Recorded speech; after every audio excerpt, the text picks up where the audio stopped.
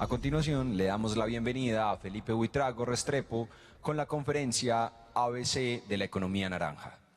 En este espacio responderemos preguntas como ¿qué es economía naranja? ¿Por qué se llama naranja? ¿En qué se basa este tipo de economía? Entre otras. Felipe es economista de la Universidad de los Andes con maestría en política pública internacional de Johnson Hopkins. Felipe, bienvenido. Bueno, buenos días, muy contento de estar aquí. Entonces, pues, estamos aquí hablando de economía naranja, mi tema favorito, y empiezo esta conferencia con una disculpa, porque la imagen que les voy a mostrar, con la que empiezo la conferencia, es una imagen aterradora y algunas personas pues suelen ser sensibles a esas cosas. ¿Qué pasa? No veo a nadie aquí gritando del susto. Claro, ustedes son adultos y ustedes piensan que esto es un sombrero. En realidad es una boa constrictor comiéndose a un elefante. Y el Principito nos enseña que lo más importante, lo esencial, no es lo que se ve con los ojos, es lo que se siente con el corazón. Y gran parte de lo que estamos experimentando en este momento en el planeta es eso, es algo que no podemos ver tan fácilmente. Hay cambios muy profundos, hay tendencias muy difíciles de coger. Y es precisamente esto que llaman la cuarta revolución industrial, esto que llaman la era digital, esto que tiene tantos nombres, que es tan difícil de coger.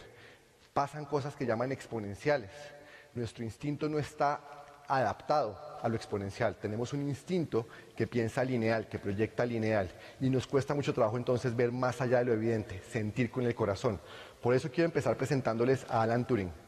Alan Turing es el padre de la computación moderna. Es el padre de lo que hoy llamamos smartphones, de lo que llamamos Internet de las cosas, de lo que llamamos inteligencia artificial. ¿Por qué? Porque él se imaginó la posibilidad de una máquina universal.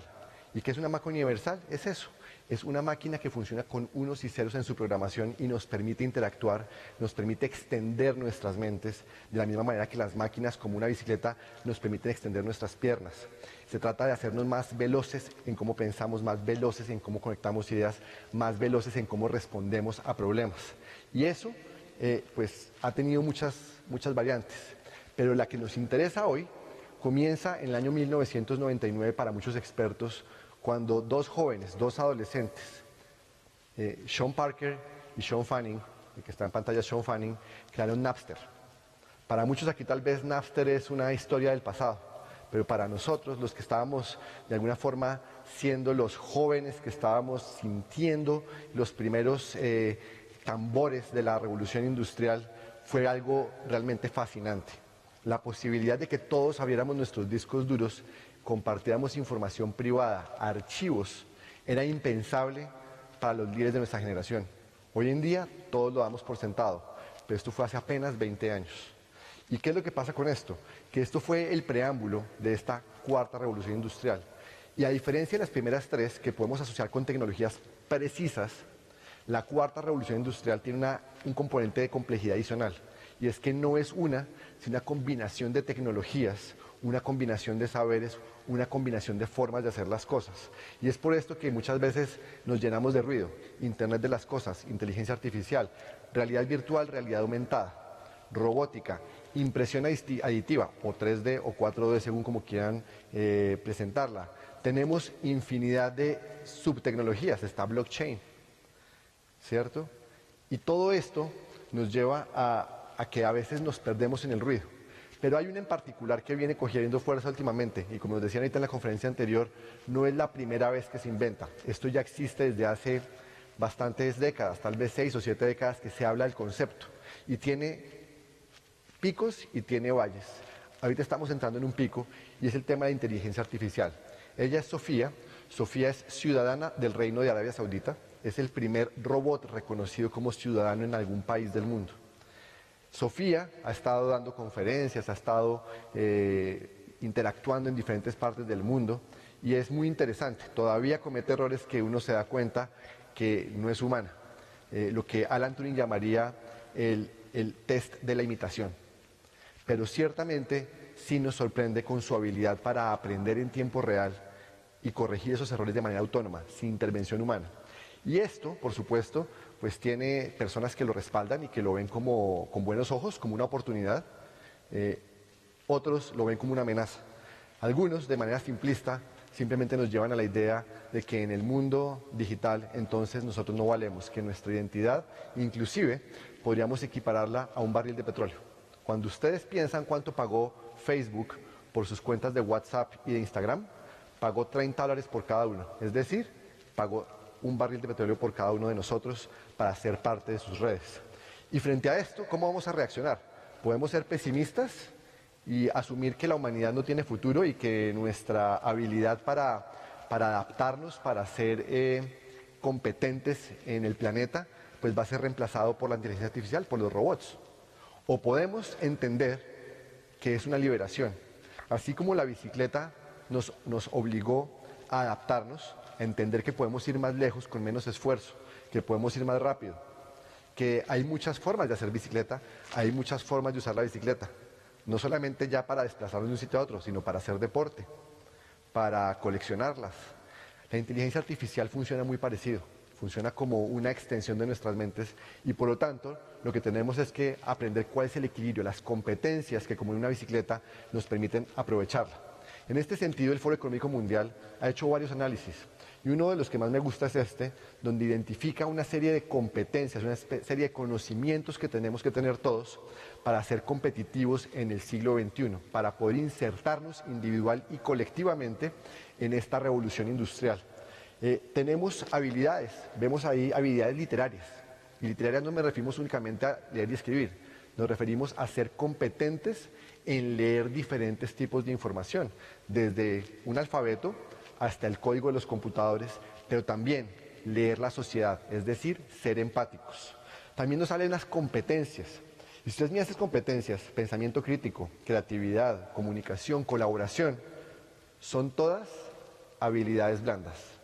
Es la capacidad de pensar y de actuar con conciencia. La capacidad de usar las herramientas de manera creativa, la capacidad de adaptarnos a las circunstancias que nos rodean, la capacidad de entender que no porque algo sea popular es cierto, o la capacidad de diferenciar entre dos verdades que pueden coexistir y no necesariamente alguna dominar. Esto es un reto muy grande. Vivimos en un mundo que hoy en día, en el caso de la moda, funciona mucho alrededor de lo que llaman la moda rápida, ¿no? El fast fashion. Hablaremos un poquito más de eso más adelante. Y tenemos también unos temas de carácter, porque claramente no es lo mismo uno montarse en una bicicleta sin ganas de pedalear o con distracciones porque me voy a pegar con una rama. Cuando navegamos en un mundo digital, tenemos que tener un carácter, tenemos que desarrollar una serie de personalidades en nuestro interior que nos permitan ser mucho más activos y ser más competentes dentro de este mundo. En este sentido, el sistema educativo es el que tiene que adaptarse y también nuestra forma de concebir la educación. Personas muy inteligentes hace más o menos 20 años estaban haciendo esa pregunta y concluyeron que el camino era que la evolución del sistema educativo era el de las llamadas STEM, ciencia, tecnología, ingeniería y matemáticas por sus siglas en inglés. Pero en su momento, con el hoy presidente Duque, cuando estábamos analizando este tema, nos encontramos con otra gente muy inteligente, entre ellos Sir Ken Robinson, que lidera otro movimiento que dice, hombre, esto está muy bien, pero le falta la A de la arte y el diseño, y con el presidente nos planteamos, partamos la A y la D, de la misma manera que ingeniería está separada de ciencia y tecnología. Y la razón es muy simple, ciencia, tecnología, ingeniería y matemáticas son evidentemente competencias necesarias en un mundo tecnológico. Pero arte y diseño intuitivamente no lo vemos. Y la razón es porque son indirectas y representan una etapa o etapas diferentes en el proceso de la creación del conocimiento. Las artes son las que nos inspiran. Es nuestro espacio para crear, para experimentar sin riesgos mayores. Y una forma de entenderlo es cuando pensamos en los trekkies. ¿Qué es un trekkie? Un trekkie, pues, somos los nerds a los que nos gusta la ciencia ficción. ¿Y quiénes son esos nerds muchas veces? Científicos, personas metidas en el mundo de la tecnología, también artistas y creativos. ¿Y por qué se llaman trekkies? Se llaman trekkies por la serie Star Trek, que en los años 50 y 60 se volvió muy popular en los Estados Unidos primero y luego en el resto del mundo. ¿Y por qué es importante esta serie? Fue una serie que en su momento fue futurista. Se imaginó un mundo que en ese momento no existía. 3 grandes cambios que vivimos hoy en día de manera clara y que fueron primero imaginados por artistas, por creativos, por directores, productores del mundo creativo antes de que los científicos naturales, los científicos duros y los científicos sociales lo vieran. Una, el dispositivo que tienen en sus manos. Ese dispositivo llamado smartphone fue primero imaginado como un dispositivo individual de comunicación inalámbrica. Ese dispositivo fue el que inspiró al creador del celular en los años 70, él mismo lo dice. Otra invención que hoy vemos todos los días y que muchas veces no entendemos quién se la imaginó por primera vez, se imaginó en Star Trek. Cada vez que una puerta se abre automáticamente delante de ustedes, primero lo hicieron con utileros, jalando y empujando paneles de madera para simular que eran automáticas, que respondían a nuestro movimiento. Y la tercera, cuando ustedes ven lugares como los congresos, me refiero al Senado y a las cámaras de representantes, a las juntas directivas, cuando hablamos de espacios de liderazgo, hoy en día vemos algo que era inexistente en los años 50 en Estados Unidos y prácticamente inexistente en el resto del mundo también, y es diversidad. Sí, falta un camino por recorrer. Al final del día Star Trek se está imaginando el siglo XXV, el siglo 30, no el siglo XXI, pero están anticipando que íbamos a pasar de un mundo dominado exclusivamente por hombres blancos a un mundo donde la diversidad cultural, racial, la diversidad de género eran parte de la mezcla que enriquece y crea el valor en el mundo. Pero el diseño también es importante aquí. Ahorita nos hablaban de la importancia de adaptar el conocimiento, la tecnología, a su utilidad. Piensen que sin el diseño difícilmente habríamos adoptado de manera acelerada los smartphones. Sin el diseño, la moda no se renovaría con la velocidad con la que se renueva. El uso de nuevos materiales para nuevas necesidades o para necesidades que ya conocemos pero que necesitamos nuevas adaptaciones no se daría de manera tan rápida y por lo tanto conectar el conocimiento con las personas y su calidad de vida sería muy diferente. Y uno podría pensar que esto es menor, pero hace 1600 años, cuando una turba ignorante destruyó la biblioteca de Alejandría, a nadie le importó en el mundo clásico. La razón era muy simple.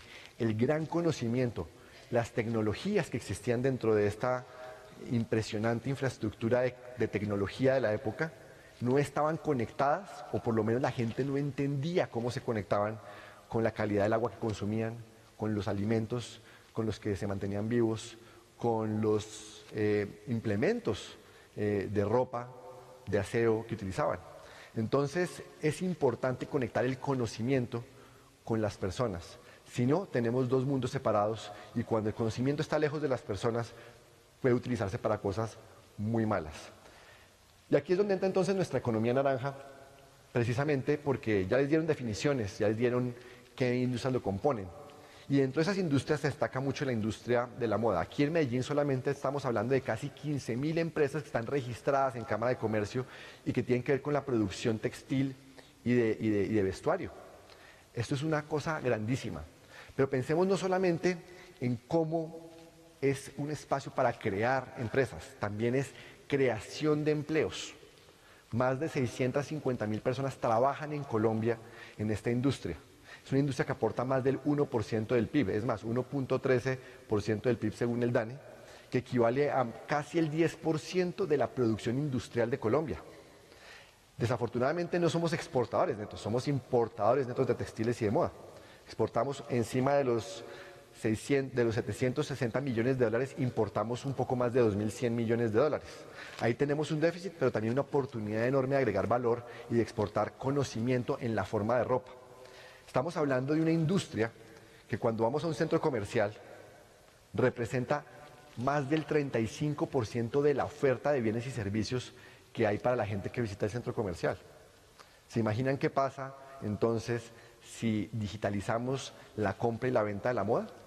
¿Qué pasa con los centros comerciales? Pierden el 35% de su negocio. O podemos pensar en cómo digitalizamos la experiencia del centro comercial y de la adquisición de moda de manera simbiótica y vemos más bien cómo potenciamos la experiencia de ir a la tienda, pero también de estar en línea, etcétera, etcétera. También estamos hablando de un sector que es altamente incluyente. Al final del día, cuando estamos hablando del consumo de moda, estamos hablando de personas que expresan su identidad. Y cuando expresamos identidad, estamos mostrando pertenencia a una comunidad y también estamos mostrando nuestra diferencia.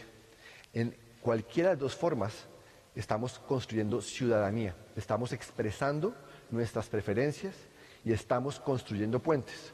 Cuando yo veo a alguien en la calle o lo encuentro en una reunión que se viste de manera que para mí es estrafalaria y diferente, tal vez al principio me genere una resistencia. Pero una vez conozco a la persona y empiezo a entender que ambos comemos, ambos tenemos sentimientos, miedos, amores, esperanzas, sueños, empiezo a ver que esas diferencias son secundarias y son meras expresiones de identidad. Esas expresiones de identidad son las que construyen la economía creativa. Es el simbolismo que diferencia una prenda de la otra. Si no, ¿por qué habría yo de pagar 5 o 10 veces más por una camiseta blanca, simple y llanamente porque tenga el símbolo de mi artista favorito? Porque tengo una marca, porque represente esa pertenencia o esa diferencia que yo quiero destacar. Y entonces quiero hablarles brevemente de cómo son las oportunidades en la industria creativa, en la economía creativa. Y voy a hacer un paralelo porque algo que he aprendido estudiando el emprendimiento creativo y el emprendimiento en general, el creativo en particular, es que hacer emprendimiento es muy parecido a aprender a montar en patines o a enseñarle a montar en patines a un niño. Piensen que uno cuando va a montar en un patín por primera vez, lo primero que necesita es consejo, ¿cierto? Que me digan, venga, póngase el patín, guarde el equilibrio, haga primero esto, lo otro, ¿cierto? En el emprendimiento es muy parecido. Yo puedo mandarme al agua y emprender y salir a comprar maquinaria o a alquilar espacios y a contratar gente sin pensar. O yo puedo entender que existen espacios y lugares donde existe conocimiento y acompañamiento. Si yo estoy en una etapa muy temprana, no tengo mucha experiencia, realmente estoy recién graduado o algo, un espacio interesante para eso es el SENA, el Fondo Emprender. Ahí hay oportunidades para que un joven o una soñadora vayan y les ayuden a armar un plan de negocios, a entender los elementos básicos de constituir una empresa, de llevar la contabilidad, de hacer el costeo de un producto para poderlo vender al precio que es. No me sirve nada tener un producto maravilloso que yo puedo vender si el precio al que le estoy sacando me hace perder dinero. Eso significaría que estoy condenado a fracasar. Entonces, superar esa etapa temprana se logra con consejo. El consejo es tan importante para el emprendimiento como para que yo me atreva a montarme en patines. Ahora, por supuesto, esto es parte de reconocer que no todos los emprendimientos y no todos los conocimientos son iguales. Tenemos talentos diferentes y esos talentos se manifiestan de maneras variadas. Aquí hay una caricatura que nos explica cómo se quiere hacer una selección objetiva de quién es mejor a partir de decirle una variedad de animales que vamos a ver quién escala mejor el árbol. Por supuesto, aquellos que no tienen esa habilidad natural, pues no se van a ver bien. Y aquí es donde están las diferentes inteligencias y talentos que tenemos que destacar en la cuarta revolución industrial. Un ejemplo de cómo hay de variedad de talentos es Iron Man. Ustedes ya están pensando todos en Robert Downey Jr., sobre todo las mujeres, que el hombre tiene su encanto, ¿cierto? Pero cuando ustedes piensan, esta película tiene 3.108 personas aparte de Robert Downey Jr. reconocidas en los créditos. Extras, dirección, producción, efectos especiales, animación digital, maquillaje, alimentación, etcétera. Una cantidad enorme de talentos y personas son necesarias para hacer los productos creativos, los productos de conocimiento más sofisticados del siglo XXI. Y eso quiere decir que no todos tenemos que ser el mejor actor del mundo ni el más apuesto. Todos tenemos que encontrar cuál es nuestro lugar en este mundo y sobre esa habilidad, sobre esos intereses, construir nuestras habilidades. Es por esto que uno de los sueños del presidente Duque son los centros Sacúdete, para construir equidad.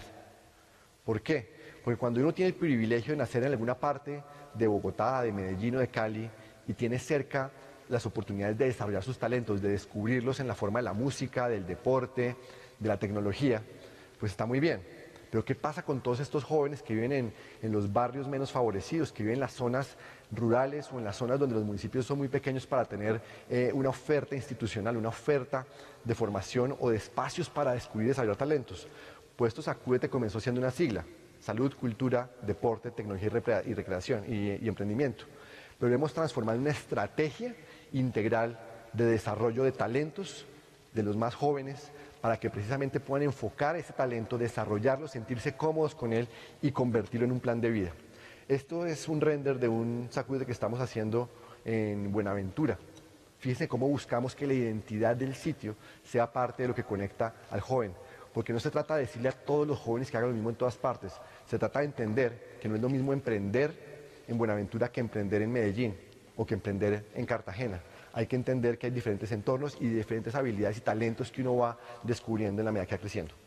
La segunda parte de aprender a montar en patines es el amor, el cariño, el acompañamiento. Sucede que en el emprendimiento y en el montar a patines hay una certeza, y es que se van a cometer errores, nos vamos a caer.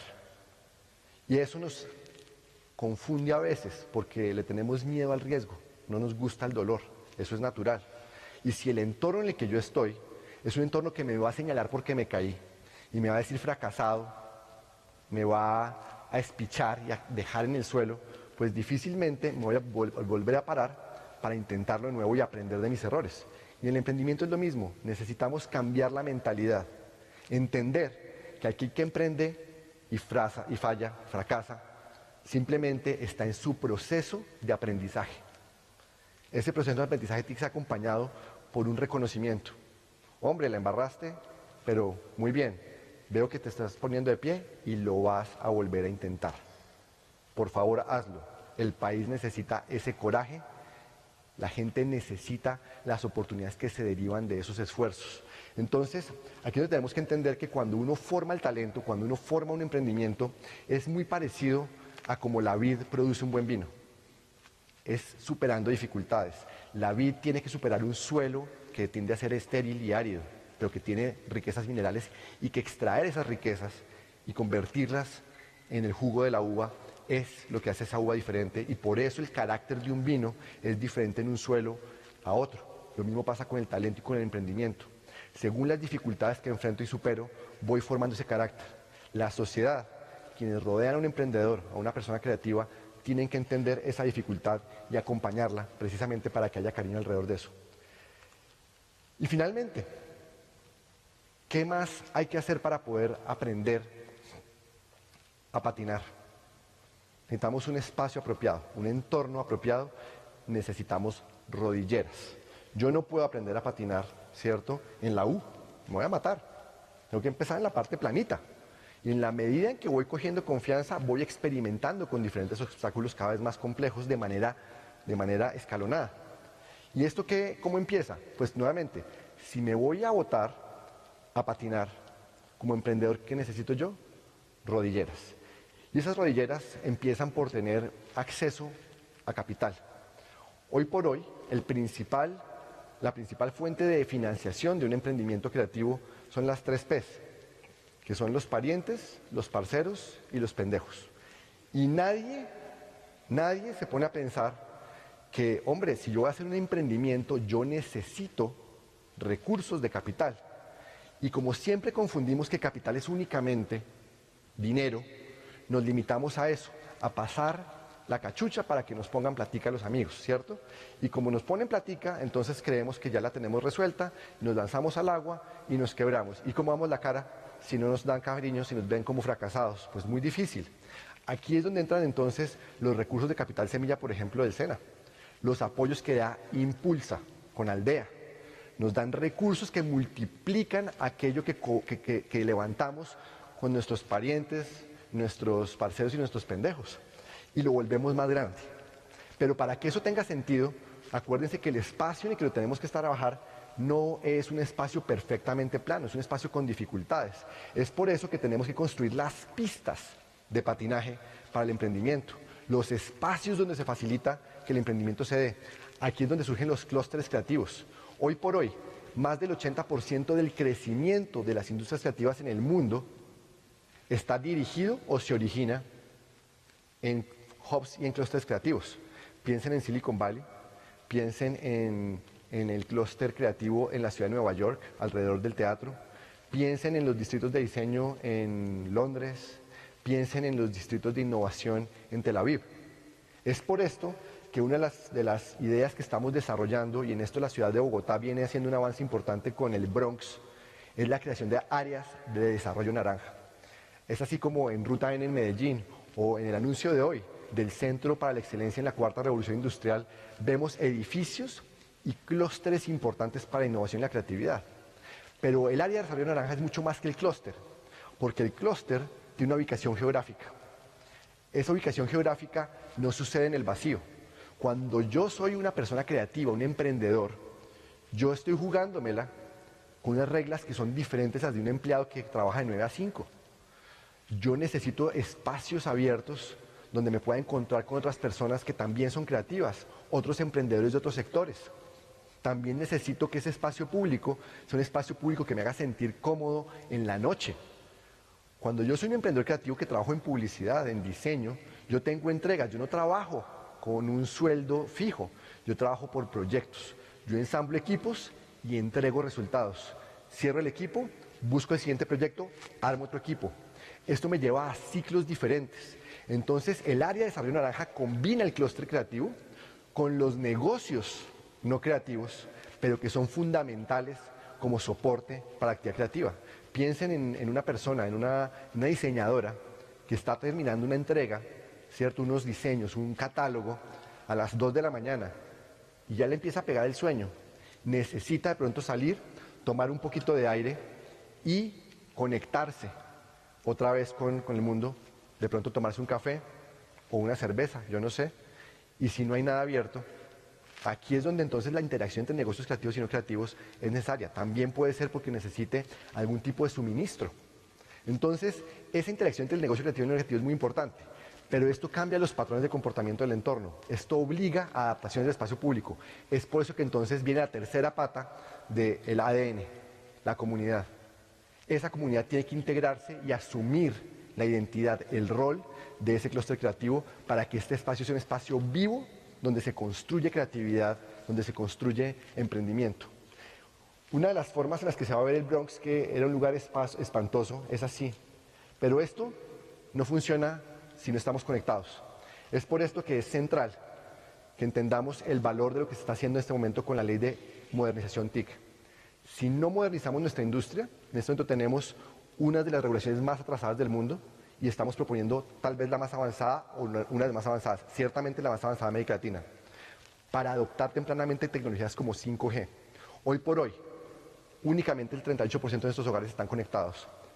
Estamos quedándonos atrás de países como Chile, Perú, Argentina, México, Panamá. Tenemos que dar el salto y conectar a todos los hogares, que todos podamos ser parte de la revolución industrial, que todos podamos ser aportantes de identidad a la economía creativa. Y como no se trata solamente de conectarnos y de hacer emprendimientos, sino también de entender que este es un valor único de Colombia, es un valor importantísimo en nuestro país. Por eso también estamos lanzando paso a paso un sello de calidad de la creatividad. En el siglo XX es el hecho en, ahora es el creado en. Y Colombia es pionero con la marca Crea Colombia. Y cómo es un círculo que se adapta a diferentes áreas de la creatividad, la moda por supuesto, la gastronomía. Y esto es lo que tiene que ser el diferenciador número uno de quién es Colombia, qué hacemos los colombianos y por qué nuestra creatividad, nuestro talento es de calidad. Cerramos entonces nuevamente con Alan Turing, porque él fue incomprendido cuando llegó con sus ideas de una máquina nueva. Él llegó a los cuarteles de inteligencia británicos a decir: señores, si los alemanes están codificando con máquinas, necesitamos máquinas para romper esos códigos. Primero lo miraron como un bicho raro, pero cuando entendieron y construyeron esas máquinas, ahorraron 2 años de guerra en Alemania y salvaron 14 millones de vidas. Entonces la invitación es a que dejemos de ver los problemas con forma de sombrero y empecemos, como el Principito, a ver más allá y entendamos las oportunidades tamaño de elefante que trae la economía naranja en el siglo XXI. Muchísimas gracias.